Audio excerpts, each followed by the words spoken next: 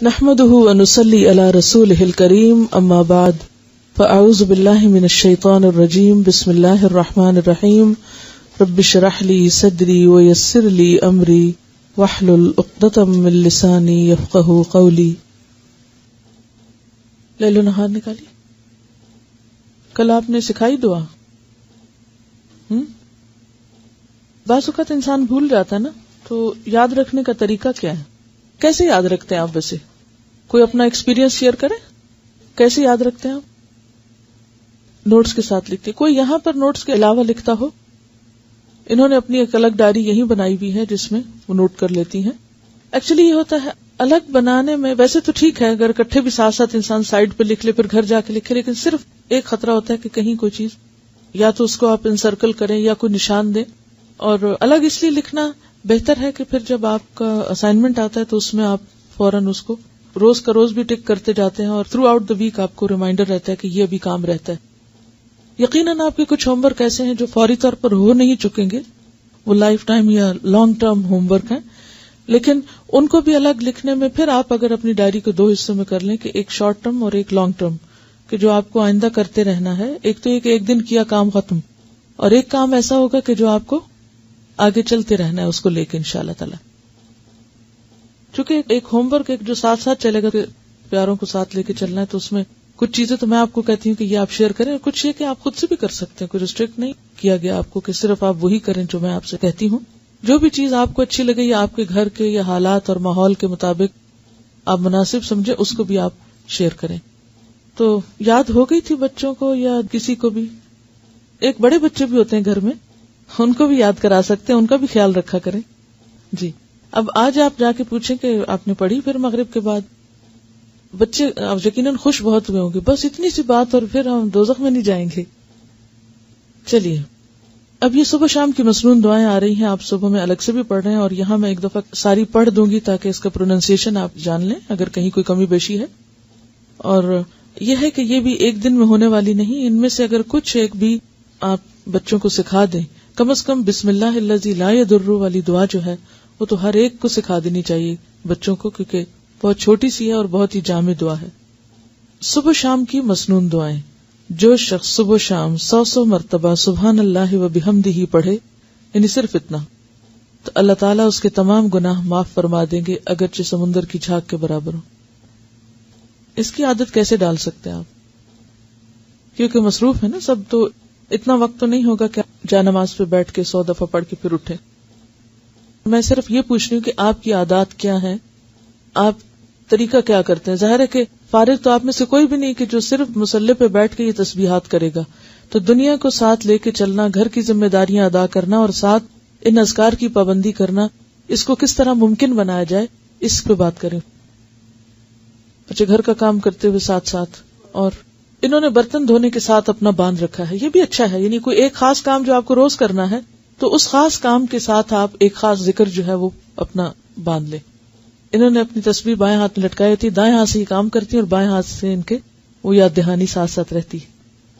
ایک تو ہے نا کہ ہر وقت کوئی بھی ذکر آپ کریں, لیکن یہ جو مخصوص اذکار بتائے گئے مخصوص اوقات میں کرنے کے, تو ان کا فائدہ جب ہی ہوتا ہے جب ہم ان کو اوقات کی پابندی کے ساتھ کرتے ہیں. اور اصل میں اس کے پیچھے حکمت بھی یہی ہے وقت بتانے کی, کہ پھر انسان اس میں مس نہیں کرتا.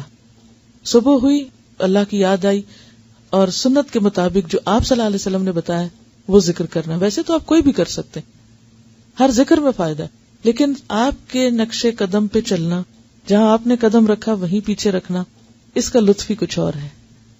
ٹھیک ہے نا, یعنی اس میں تھوڑا فرق ہو جاتا ہے پھر. چلیے, آپ صلی اللہ علیہ وسلم نے فرمایا صبح شام 3 مرتبہ یہ دعا پڑھنے والا دن اور رات کی تکلیفوں اور نقصان سے محفوظ رہتا ہے. بسم اللہ الذی لا یضر مع اسمہ شیء فی الارض ولا فی السماء وہو السمیع العلیم. صبح شام اس اللہ تعالی کا نام لیتا ہوں جس کے نام کی وجہ سے زمین و آسمان کی کوئی چیز نقصان نہیں پہنچا سکتی, اور وہ سننے اور جاننے والا ہے. آپ صلی اللہ علیہ وسلم اس دعا کو بھی روزانہ صبح شام 3 مرتبہ پڑھتے تھے. اللہم عافنی فی بدنی, اللہم عافنی فی سمعی, اللہم عافنی فی بصری, لا الہ الا انت. اس دعا کو آپ صبح اور شام کے مثلا سنت کے بعد یا فرض کے بعد اگر مقرر کر لیں تو انشاءاللہ تعالی پھر بھولیں گے نہیں. اے اللہ میرے بدن میں عافیت عطا فرما، اے اللہ میری سماعت میں عافیت عطا فرما، یعنی میرے کان ٹھیک رکھ. اے اللہ میری بینائی میں عافیت عطا فرما. آپ کے سوا کوئی بھی معبود نہیں ہے، کیونکہ انسان کی جسمانی صحت اس کی عبادت کے لیے، اس کے کام کاج کے لیے، فرائض کی ادائیگی کے لیے بہت ضروری ہے. تو آپ صلی اللہ علیہ وسلم 3 بار صبح اور شام یہ پڑھتے تھے. اب ویسے تو آپ 1 بار بھی پڑھ سکتے ہیں، لیکن اصل سنت کیا ہے؟ پھر 3 بار پڑھنا. آپ صلی اللہ علیہ وسلم نے فرمایا کہ جو شخص سورہ اخلاص، سورہ فلق اور سورۃ الناس صبح شام 3 بار پڑھے گا تو وہ ہر قسم کی آفت سے محفوظ رہے گا. ترمذی کی روایت ہے. آپ صلی اللہ علیہ وسلم نے سیدہ فاطمہ رضی اللہ تعالی عنہا کو ہر صبح و شام یہ دعا مانگنے کا حکم دیا تھا، یعنی آپ نے اپنی بیٹی کو یہ دعا سکھائی تھی. یا حی یا قیوم برحمتک استغیث فاصلح لی شأنی کلہ ولا تکلنی الی نفسی طرفۃ عین. اے ہمیشہ زندہ اور قائم رہنے والے، آپ ہی کی رحمت کا واسطہ دے کر فریاد کرتا ہوں کہ میرے سب کاموں کو درست کر دیں اور مجھے میرے نفس کی طرف پلک جھپکنے کی دیر کے لیے بھی حوالے نہ کریں. اس کا کیا مطلب ہے؟ مجھے میرے نفس کے حوالے ایک پلک جھپکنے کی دیر بھی نہ کریں. کیوں؟ مجھے مسلسل اپنی حفاظت میں رکھیں، میں بھٹکنے نہ پاؤں. ومن یکفر بالطاغوت، تو طاغوت میں سب سے پہلے خود اپنا نفس آتا ہے. ان النفس لامارۃ بالسوء. اور اگر انسان اپنے نفس کی باتیں ماننے لگ جاتا تو کبھی بھی پھر وہ اللہ کی بات نہیں ماننے دیتا. تو انسان نفس کے حوالے ہوا نہیں اور پھسلا نہیں اور گیا نہیں. ٹھیک ہے، تو اس لیے یہ دعا بھی بہت اہم ہے اور بہت ضروری ہے. اور کوئی چیز آپ کے ذہن میں آ رہی ہو کہ مجھے میرے نفس کے حوالے ایک لمحے کے لیے نہ کرنا ہو؟ بنیادی طور پر یہ بات ہے کہ ان النفس لامارۃ بالسوء، کہ انسان کا نفس اس کو خوب برائی پہ اکسانے والا ہے. یعنی انسان کا جو اپنا نفس ہے وہ سیدھے رستے یا بلندی کے رستے کی طرف جانے میں ہمیشہ سستی دکھاتا ہے. اچھے کام میں اس کو رغبت کم ہوتی ہے. یعنی انسان کی کمزوری ہے. مشکل رستہ ہے نا، فلقتحم العقبہ. انسان مشکل گھاٹی نہیں اختیار کرنا چاہتا، وہ آسانیاں چاہتا ہے. لڑکنا اس کو اچھا لگتا ہے، چاہے کسی کھائی میں جا گرے. تو اس لیے اللہ سے دعا کرے انسان کہ یا رب مجھے میرے نفس کے حوالے نہ کرنا، کیونکہ نفس تو برائی کی طرف ہی لے کے جاتا ہے. تو نفس کے حوالے ہونے کا مطلب کیا ہے؟ برائی کی طرف جانا. اور اس میں آپ دیکھیے کہ آپ سارا دن عہد کریں گے میں نے یہ نہیں کرنا ہے، ایسا نہیں بولنا، ایسا نہیں کرنا، اور لمحے بھر کے لیے کیا ہوتا ہے؟ منہ سے بات نکل جاتی، آپ ایک دم غصے میں آ جاتے ہیں. آپ ایک دم وہ کہہ آتے ہیں جو سویر سے وعدہ کر رہے تھے شام تک کہ اب آج سے میں نے یہ جملہ نہیں بولنا یا یہ کام نہیں کرنا. وہ لمحے بھر کے لیے آپ نفس کے حوالے ہوئے اور گئے. تو یہ دعا بہت ہی زبردست دعا ہے کہ یار اب میں تو اپنے آپ پر خود پر ایک لمحے کے لیے بھی بھروسہ نہیں کر سکتا، لمحے کے لیے بھی مجھے نہیں ادھر جانا. وَإِن تُبْدُوا مَا فِي أَنفُسِكُمْ أَوْ تُخْفُوهُ يُحَاسِبْكُم بِهِ اللَّهُ. کیونکہ انسان جب نفس کے حوالے ہوتا ہے تو بس مشکل میں پڑ جاتا ہے. اسی لیے کہا گیا نا کہ وَلَا تُزَكُّوا أَنفُسَكُمْ، اپنے آپ کو پاکیزہ مت کہو. کوئی اپنے آپ کو نیک نہ سمجھے کہ میں بڑی چیز ہوں. کیوں؟ بل اللہ یزکی من یشاء، بلکہ اللہ ہی جس کو چاہتا ہے پاک کرتا ہے. کیونکہ انسان خود کوئی چیز نہیں ہے. اچھا اس میں آپ دیکھیے کہ اپنے آپ کو تو انسان خوب پہچانتا ہے، لیکن آپ نے بچوں میں بھی دیکھا ہوگا اچھا بھلا ٹھیک چلتے چلتے کیا کرتے ہیں؟ بیٹھ جاتے ہیں. اب کیا وجہ ہے؟ کوئی وجہ نہیں. کیا مسئلہ یہ نفس کے حوالے ہونے والی بات ہے، یہ شیطان کے شر کی بات ہے. تو یہ ویکنس سب انسانوں کے ساتھ ہے. ایک شخص آپ کے ساتھ دنوں اچھا معاملہ کرتا ہے، بہترین معاملہ کرتا ہے، یا کہ اس کو پتہ نہیں کیا ہو جاتا ہے. وہ کیا ہوا؟ اس کو نفس کے حوالے ہو گیا. تو کہتے ہیں نا لکل جواد کبوہ، عربی کا ایک محاورہ ہے کہ ہر گھڑ سوار کا ایک دن گھٹنا ضرور لگتا ہے. لکل عالم حفوہ، اور ہر عالم کہیں نہ کہیں غلطی کر جاتا ہے، کہیں نہ کہیں بھول ہو جاتی ہے اس سے.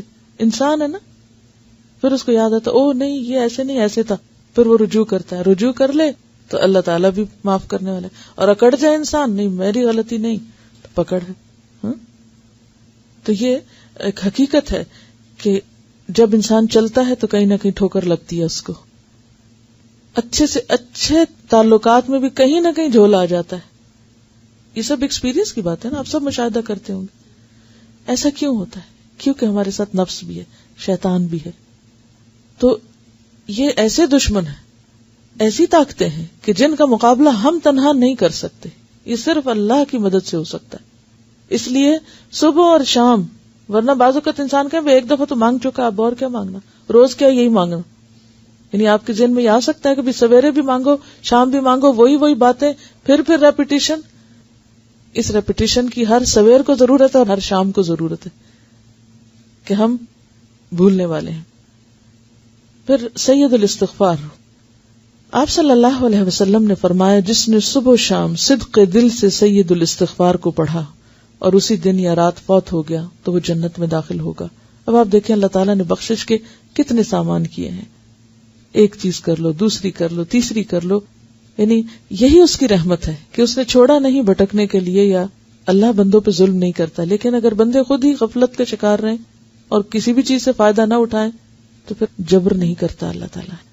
اللہ تعالیٰ سب کچھ کر سکتا ہے، لیکن یہ اللہ کا قاعدہ نہیں کہ زبردستی کسی کو ہدایت پہ قائم رکھے یا زبردستی کروائے کسی سے.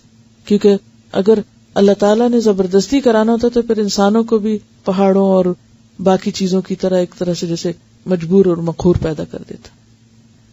تو اس نے ایسا نہیں چاہا انسانوں کے لیے.